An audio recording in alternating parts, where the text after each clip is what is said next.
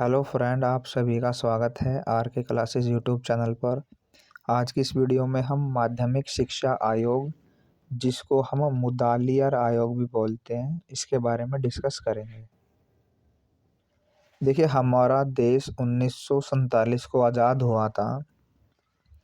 इसके बाद हमारे जो शिक्षा व्यवस्था है उसके ऊपर कुछ ज़्यादा काम नहीं हुआ था। 1948 की यदि हम बात करते हैं तो उस समय हमारे शिक्षा मंत्री थे अब्दुल कलाम आज़ाद, मौलाना अब्दुल कलाम आज़ाद, जो कि हमारे पहले एजुकेशन मिनिस्टर थे। तो उस समय पर इन्होंने केंद्रीय शिक्षा परामर्श समिति, उस समय सेंट्रल गवर्नमेंट की एक बॉडी थी, केंद्रीय शिक्षा परामर्श समिति। तो मौलाना अब्दुल कलाम आज़ाद जी ने केंद्रीय शिक्षा परामर्श समिति को कहा था कि भारतीय शिक्षा के ऊपर विचार किया जाए, मेनली माध्यमिक शिक्षा आयोग के ऊपर। तो इन्होंने 1948 में जो है इसकी सिफारिश की थी भारतीय सरकार को कि इसके लिए जो है एक आयोग बना दिया जाए जो कि माध्यमिक शिक्षा की जांच करे, भारत में इसकी क्या स्थिति है और इसके ऊपर कैसे काम करना है, कैसे इसका सुधार करना है। तो अब हम बात करते हैं कि इसका नाम मुदालियर आयोग क्यों पड़ा है। क्योंकि इसके जो अध्यक्ष थे वो श्री लक्ष्मी स्वामी मुदालियर जी थे, जो कि मद्रास यूनिवर्सिटी के वाइस चांसलर थे। और इसके अलावा उसमें 8 बंदे और थे। तो इसके अंदर टोटल 9 सदस्य थे मुदालियर आयोग के अंदर। और इन्होंने क्या किया, भारत में जगह जगह पर ये विद्वानों से मिले, शिक्षा शास्त्रियों से या जो भी शिक्षा से जुड़े हुए लोग हैं उनसे मिले, बातचीत करी। उसके बाद इन्होंने अपनी रिपोर्ट पेश की थी। और मुदालियर आयोग की जो रिपोर्ट थी वो इतनी बड़ी थी कि उसमें लगभग 250 पेज, एग्जैक्ट ये लगा लो आप, 250 पेज की वो रिपोर्ट सौंपी थी इन्होंने भारत सरकार को। तो इसमें भारत की जो शिक्षा प्रणाली थी उस समय की, उसके क्या दोष थे, कैसे उनके ऊपर काम करना है, कैसे उनको सुधारना है। तो इस आयोग ने भारतीय जो माध्यमिक शिक्षा है उसको सुधारने के बारे में भी अपने सुझाव सौंपे थे। तो चलिए अब हम इनको डिटेल में डिस्कस करते हैं। सबसे पहले हम लोग इंट्रोडक्शन देखते हैं। स्वतंत्रता प्राप्ति के पश्चात भारत की राजनीतिक परिस्थितियों में परिवर्तन हुआ, जिस कारण शिक्षा को भी नए दृष्टिकोण से देखने की आवश्यकता महसूस की गई। इस आवश्यकता को मौलाना अब्दुल कलाम आज़ाद ने 1948 में केंद्रीय शिक्षा परामर्श समिति की बैठक में, ये अध्यक्ष थे, देखिए अध्यक्षीय भाषण देते हुए क्या कहा इन्होंने कि इस समिति के जिस तराजू में शिक्षा संबंधी समस्याओं को मापा जाता था वह पुरानी हो चुकी है। देश की जो समस्याएं हैं उनको एक ही मापदंड से नहीं मापा जा सकता। नव भारत की नई इच्छाओं को नए दृष्टिकोण से देखना पड़ेगा और इसकी समस्याओं के समाधान के लिए भी उपाय ढूंढने होंगे। तो इन्होंने ये कहा था कि जो शिक्षा संबंधी समस्याएं हैं इनको हम उस तराजू से नहीं माप सकते जिससे पहले से मापते आ रहे हैं, वो पुराना हो चुका है। जो देश की समस्या है उनको हम एक ही मापदंड से नहीं माप सकते। अब जो है नया भारत है उसके लिए क्या है, हमें नए दृष्टिकोण से देखना पड़ेगा। जो समस्याएं हैं उनके समाधान हमें देखने पड़ेंगे। तो 1948 में केंद्रीय शिक्षा परामर्श समिति ने सरकार के सामने एक योजना रखी कि माध्यमिक शिक्षा की जो स्थिति है उसकी जांचने के लिए आयोग की नियुक्ति की जाए। जो केंद्रीय शिक्षा परामर्श समिति थी इसके अध्यक्ष थे हमारे फर्स्ट एजुकेशन मिनिस्टर मौलाना अब्दुल कलाम आज़ाद। तो इन्होंने भारत सरकार को सुझाव दिया था कि जो माध्यमिक शिक्षा है उसकी जांच के लिए एक आयोग नियुक्त किया जाए। सरकार ने फिर क्या किया, उसके ऊपर कोई ध्यान नहीं दिया। 1948 में सबसे पहले मांग इन्होंने उठाई थी। उसके बाद 1951 में फिर इस मांग को दोबारा दोहराया गया और दोबारा इस पर जोर दिया गया, जोरदार शब्दों में कहा गया कि माध्यमिक शिक्षा को पुनर्गठित करने की आवश्यकता है। माध्यमिक शिक्षा को विद्यार्थियों की रुचि के अनुकूल बनाया जाए, जिसके द्वारा शिक्षा का पूरा लाभ उठाया जा सके। तो पहले 1948 में मांग की गई थी, फिर दोबारा 1951 में उस मांग को दोहराया गया और उसके बाद देखिए 1952 में जो है इस आयोग की नियुक्ति की गई। केंद्रीय शिक्षा परामर्श समिति की सिफारिश को मानते हुए 23 सितंबर 1952 में माध्यमिक शिक्षा आयोग की नियुक्ति की गई, जिसके अध्यक्ष मद्रास विश्वविद्यालय के वाइस चांसलर, मद्रास यूनिवर्सिटी के उप कुलपति थे श्री लक्ष्मण स्वामी मुदालियर, और इन्हीं के नाम के कारण जो है इसका नाम मुदालियर आयोग भी पड़ा है। तो डॉक्टर मुदालियर के अलावा इसमें 8 मेंबर और थे। अब हम बात करते हैं आयोग को क्या क्या काम सौंपे गए, मतलब किन एरियाज में आयोग को काम करना था। तो माध्यमिक शिक्षा आयोग के जो मुख्य कार्य क्षेत्र हैं वो इस प्रकार हैं। तो देखिए जो मुदालियर आयोग था उसको इन क्षेत्रों में काम करके अपनी रिपोर्ट सरकार को सौंपनी थी। भारत में माध्यमिक शिक्षा की वर्तमान स्थिति के जितने भी पक्ष हैं उनकी जांच पर सरकार को रिपोर्ट सौंपना, और निम्नलिखित क्षेत्रों के बारे में पुनर्संगठन और सुधारों के बारे में। देखिए जो वर्तमान स्थिति है उसके रिपोर्ट तो सौंपनी है, उसको सुधारा कैसे जाए इसके बारे में भी अपने सुझाव देने हैं। और फिर देखिए जो सुझाव है वो किस किस बारे में सुझाव देने हैं। माध्यमिक शिक्षा का उद्देश्य, संगठन, विषय वस्तु, इस बारे में। प्रारंभिक शिक्षा और उच्च शिक्षा के बीच में कैसा संबंध रखा जाए, इस बारे में। विभिन्न प्रकार के माध्यमिक विद्यालयों के बीच क्या संबंध है, क्या कैसे संबंध हम बना सकते हैं, इस बारे में। अन्य दूसरी समस्याएं जिससे माध्यमिक शिक्षा को देश की जो ज़रूरतें हैं उनके अनुसार सही और उचित स्वरूप दिया जा सके। तो इन क्षेत्रों पर इसको काम करना था। उसके बाद सरकार को अपनी रिपोर्ट पेश करनी थी और जो भी सुझाव वगैरह देने थे वो इसके अंदर रखने थे। तो काफ़ी विस्तृत रिपोर्ट मुदालियर आयोग ने सरकार को सौंपी थी। 250 पन्नों की रिपोर्ट जो है भारत सरकार को सौंपी गई थी। उपरोक्त कार्य क्षेत्र को ध्यान में रखते हुए आयोग ने फिर अपना काम शुरू करा और माध्यमिक शिक्षा के संबंध में विभिन्न पक्षों की जानकारी प्राप्त करने के लिए इन्होंने क्या किया, प्रश्नावली का निर्माण किया। इसको विभिन्न संस्थाओं, विद्वानों, शिक्षा शास्त्रियों इनके पास भेजा। आयोग को इसका फिर सकारात्मक जवाब मिला। आयोग के सदस्यों ने खुद भी निजी तौर पर भारत के विभिन्न क्षेत्रों का इन्होंने भ्रमण किया, फिर आवश्यक जानकारी इकट्ठा करी और इन्हीं जानकारियों के आधार पर 29 अगस्त 1953 को 250 पेजों की जो है रिपोर्ट सरकार को सौंपी। और इस रिपोर्ट के अंदर टोटल 15 भाग जो है इसमें बने थे। 15 भागों में इस रिपोर्ट को डिवाइड किया गया था। तो देखिए मुदालियर आयोग ने माध्यमिक शिक्षा में क्या क्या कमी बताई थी।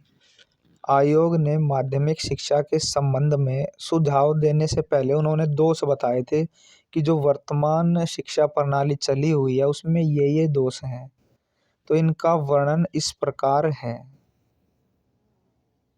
तो सबसे पहले इन्होंने बताया था पुस्तकीय ज्ञान की बच्चों को बुकिश नॉलेज दी जा रही है।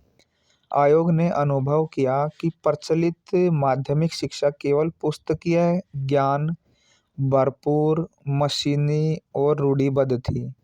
यह विद्यार्थियों की विभिन्न रुचियों और आवश्यकताओं को पूरी नहीं करती थी। आयोग का मानना था कि यह शिक्षा शिक्षार्थियों के अंदर अनुशासन, मिलाप, नेतृत्व के गुणों का विकास नहीं करती। परिणाम स्वरूप उपयोगी नागरिक जो है इससे नहीं बनेंगे। तो पहला दोष इन्होंने बताया था कि केवल बुकिश नॉलेज बच्चों को दी जा रही है। इसके बाद दूसरा बताया था परीक्षाओं पर ज़्यादा दबाव है। आयोग ने स्पष्ट शब्दों बिल्कुल साफ बोला था की जो शिक्षा है वो केवल परीक्षाओं पर ज़्यादा बल दे रही है। पाठ्यक्रम में जो विषय हैं वे भी बहुत सारे विषय हैं और जो शिक्षा का ढंग है वो भी अनसाइकोलॉजिकल है, अमनोवैज्ञानिक है। इन सभी कारणों से जो शिक्षा है वो विद्यार्थियों के लिए बोझ बन गई थी। इसके बाद आगे है शिक्षा की एक ध्रुवीय योजना। तो मुदालियर आयोग ने ये कहा था कि जो शिक्षा है वो एक ध्रुवीय योजना है इस समय की।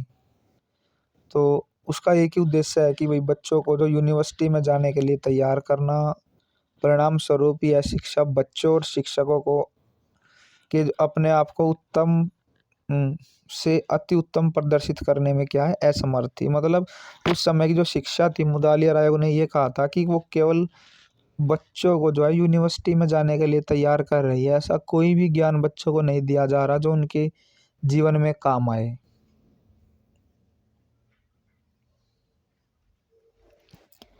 आगे देखिए शिक्षा की विविधता में कमी। इसमें विविधता नहीं थी जिसके कारण विद्यार्थी अपनी पढ़ाई समाप्त करने के पश्चात नौकरी प्राप्त करने में भी असफल थे। तो बच्चों को पढ़ाई के बाद नौकरी प्राप्त करने में भी क्या है प्रॉब्लम फेस करनी पड़ती थी। आगे है आत्म अभिव्यक्ति के अवसरों की कमी। माध्यमिक शिक्षा की कठोर समय सारणी, अपर्याप्त पुस्तकें और विस्तृत पाठ्यक्रम होने के कारण शिक्षकों को स्वयं की क्षमताओं को प्रदर्शित करने का भी अवसर नहीं मिलता था। मतलब जो टीचर थे वो समय सारणी में, किताबी ज्ञान में, पाठ्यक्रम में, इन्हीं सभी में उलझे रहते थे। उनके अंदर जो योग्यता है, जो क्षमता है, उसको प्रदर्शित करने के भी मौके टीचरों को नहीं मिलते थे। इसके बाद व्यक्तिगत ध्यान की कमी। इन्होंने बताया कि क्लास के अंदर जो बच्चे हैं उनकी संख्या यहाँ पर कम नहीं आएगा, बहुत ज़्यादा बताई इन्होंने कि एक एक क्लास के अंदर इतने बच्चे हैं कि जो टीचर हैं वो इंडिविजुअल ध्यान ही नहीं दे सकते, हर एक बच्चे के ऊपर टीचर ध्यान नहीं दे सकता। इसके बाद आगे है विद्यार्थी शिक्षा को संपूर्ण करने के अवसरों की कमी। इसका क्या मतलब है कि जो विद्यार्थियों की जो शिक्षा है वे भी पूरी नहीं कर पाते क्योंकि बहुत सारे बच्चे ऐसे हैं जिनके घर में पढ़ाई का माहौल ही नहीं है। तो इसीलिए उन्हें विद्यालयों में जो काम करवाया जाता है उसको पूर्ण करने का जो समय है वो भी बच्चों को कम मिलता है या बिल्कुल ही नहीं मिलता, या बच्चे क्या करते हैं बीच में ही पढ़ाई को छोड़ देते हैं। आगे है योग्य शिक्षकों की कमी। शिक्षण कार्य को जीवन उद्देश्य के रूप में लेने वाले व्यक्ति इस क्षेत्र में शामिल नहीं थे। उनमें अपने उत्तरदायित्व के प्रति निजी गुण, रुचि, लगन इसकी भावना नहीं थी। शिक्षकों को ध्यान से और एक निश्चित उद्देश्य को सामने रखकर नहीं चुना जाता था। मतलब जो टीचर चुनने की या टीचर को स्कूलों में लगाने के जो रूल वगैरह थे वो भी सही से नहीं थे। फिर है उचित सुविधाओं की कमी। माध्यमिक विद्यालयों में खेल के मैदान हो गए, मनोरंजन के साधन या सामग्री इनकी कमी थी। इनकी सही व्यवस्था न हो पाने के कारण जो वातावरण है स्कूल का वो भी आनंदमय नहीं था, जिन कारण व्यक्तित्व का जो सर्वांगीण विकास है वो नहीं हो पाता था। इसके बाद आगे है पाठ्य सहायक क्रियाओं की कमी। जो को करिकुलर एक्टिविटी होती है उनकी भी कमी इन्होंने बताई है। विद्यालयों में क्या है पाठ्य सहगामी जो क्रियाएं हैं उनकी कमी थी। इस कारण विद्यार्थियों की भावनाओं और रुचियों के साथ साथ उनकी जो शारीरिक विकास है उसकी तरफ भी पूरा ध्यान नहीं दिया जाता था। फिर जीवन से अलग मतलब ऐसी चीज़ें पढ़ाई जाती थी जो बच्चे के काम की नहीं थी। आयोग के अनुसार इन विद्यालयों में जो शिक्षा दी जा रही थी वो वास्तविक जीवन से अलग थी। शिक्षा का जिंदगी की आवश्यकताओं और उद्देश्यों के साथ मेल होना चाहिए था। माध्यमिक शिक्षा में यह गुण मौजूद ही नहीं था कि जो बच्चे हैं उनको उनके जीवन को वास्तविक रूप से समझ पाते। मतलब ऐसी शिक्षा दी जा रही थी जो बच्चों के किसी भी काम की नहीं थी। फिर असंतुलित शिक्षा। आयोग का मानना था कि इन विद्यालयों में दी जा रही शिक्षा असंतुलित थी। यह संकुचित और एक ध्रुवीय थी। इसी दोष के कारण बच्चों के व्यक्तित्व का सर्वांगीण विकास नहीं हो पाता था। फिर जो परीक्षा प्रणाली है वो भी दोषपूर्ण इन्होंने बताई है कि परीक्षा प्रणाली दोषपूर्ण थी, बच्चों का जो ज्ञान है उसकी सही से जांच नहीं करती थी। इसके बाद आगे है अंग्रेजी पर बल। अंग्रेजी पर आवश्यकता से ज़्यादा बल दिया जाता था। जो बाकी के सब्जेक्ट हैं जो सामाजिक महत्व वाले थे उनकी तरफ कोई ध्यान नहीं दिया जाता था। मुदालियर आयोग द्वारा माध्यमिक शिक्षा में कई प्रकार के दोष दर्शाए गए जो उस समय की जो शिक्षा है उसमें मौजूद थे। कोर्सों में किसी भी प्रकार की विविधता नहीं रही या नहीं थी, न ही शिक्षण विधि में किसी प्रकार का कोई रोमांच था। कक्षा में भीड़ अधिक होने के कारण विद्यार्थी स्वयं की योग्यताओं को भी प्रदर्शित नहीं कर पाते थे। फिर अंग्रेजी माध्यम ने भी माध्यमिक शिक्षा को चोट पहुंचाई। विद्यार्थियों को अच्छे शिक्षक नहीं मिल पा रहे थे। व्यावसायिक शिक्षा की पूरी तरह से जो कमी थी, जो प्राइवेट स्कूल थे उन्होंने खाली कमाई का साधन बना रखा था उनको। शिक्षा के कमज़ोर उद्देश्यों के कारण अनुशासनहीनता की भी समस्या थी, बच्चे बहुत ज़्यादा थे, टीचर इंडिविजुअली ध्यान नहीं दे पाते थे। कुल मिलाकर यह कहा जा सकता है कि जो माध्यमिक शिक्षा थी वो पूरी तरह से दोषों में घिरी हुई थी।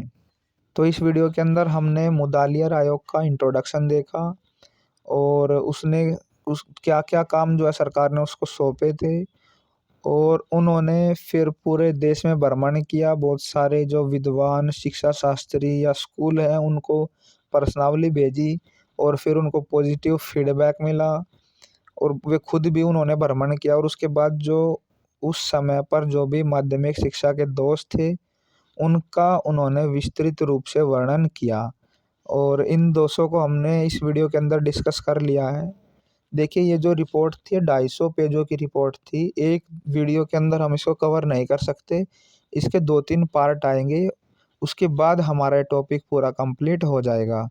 तो नेक्स्ट जो वीडियो आएगी उसमें हम लोग माध्यमिक शिक्षा के उद्देश्य और लक्ष्यों की बात करेंगे कि मुदालियर आयोग ने जो अपनी रिपोर्ट सौंपी थी उसमें सरकार को क्या लक्ष्य या उद्देश्य बताए थे। तो उम्मीद करते हैं आपको ये वीडियो पसंद आई होगी। यदि ये वीडियो आपको पसंद आई हो तो इसको लाइक करें, शेयर करें और कमेंट बॉक्स के अंदर अपने कमेंट ज़रूर डालिएगा। तो मिलते हैं किसी ऐसी वीडियो में, तब तक के लिए धन्यवाद।